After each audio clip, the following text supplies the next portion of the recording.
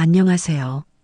오늘은 많은 분들이 공감할 수 있는 주제를 함께 나누려고 합니다. 바로 가족에게조차 말하지 못하는 노후의 외로움입니다. 은퇴 후 시간이 많아지고 자녀들이 각자 삶을 살게 되면 시니어 세대는 자연스럽게 혼자가 되는 시간이 늘어납니다.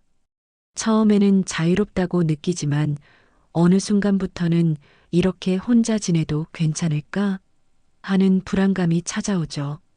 특히 가족에게는 차마 말하지 못하는 쓸쓸함과 외로움 여러분도 느껴보신 적 있으실 겁니다.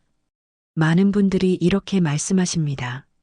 자식들은 바쁘니까 괜히 부담 주고 싶지 않다. 내가 외롭다고 말하면 귀찮게 여길까봐 차라리 참고 만다. 하지만 이렇듯 마음을 닫아두면 오히려 건강에도 좋지 않습니다. 연구에 따르면 외로움은 흡연보다도 더 건강에 해롭다는 결과가 있을 정도로 신체와 정신 모두에 큰 영향을 미칩니다. 외로움이 지속되면 우울증, 기억력 저하, 심혈관 질환의 위험까지 높아진다고 알려져 있습니다. 한 어르신은 은퇴 후 아내를 먼저 떠나보내시고 홀로 지내게 되셨습니다. 처음에는 하루하루 TV를 보며 시간을 보냈지만 점점 대화할 사람이 없다는 것이 가장 힘들었다고 합니다. 식사를 하면서도 산책을 하면서도 함께할 사람이 없는 그 공허감은 상상 이상이었죠. 하지만 이분은 작은 계기를 통해 변화를 맞이했습니다. 동네 주민센터에서 운영하는 취미교실에 참여하면서 비슷한 연배의 분들과 자연스럽게 어울리게 된 겁니다. 내 이야기를 들어줄 사람이 있다는 게 이렇게 큰 힘이 될 줄 몰랐다는 말씀이 아직도 기억에 남습니다. 자, 그렇다면 우리가 외로움에서 벗어나기 위해 어떤 노력을 할 수 있을까요? 크게 네 가지 방법을 소개해 드리겠습니다. 첫 번째, 새로운 인간관계 만들기. 나이가 들어 새로운 사람을 만난다는 게 쉽지 않다고들 합니다. 하지만 꼭 큰 모임이 아니어도 됩니다.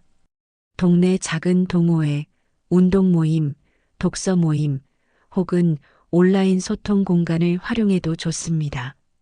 작은 만남이 쌓이면 외로움의 벽은 훨씬 낮아집니다. 두 번째, 몸을 움직이기. 운동은 단순히 건강을 위한 활동이 아니라 외로움을 이겨내는 최고의 방법이기도 합니다.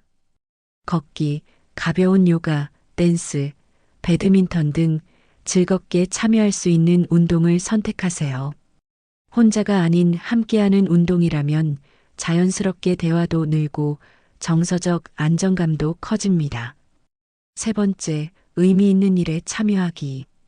봉사활동이나 지역 커뮤니티 활동에 참여해 보세요.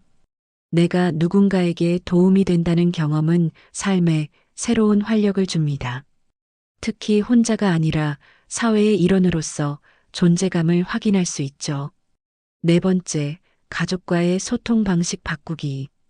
외로움을 무조건 숨기기보다는 조금은 솔직하게 표현해 보는 것도 필요합니다. 예를 들어 자녀들에게 요즘 시간이 많아져서 함께 산책하면 좋겠다는 식으로 가볍게 제안해 보세요. 단순한 부탁이라도 가족은 그 신호를 통해 부모님의 마음을 더 잘 이해할 수 있습니다. 외로움은 누구나 겪을 수 있는 자연스러운 감정입니다.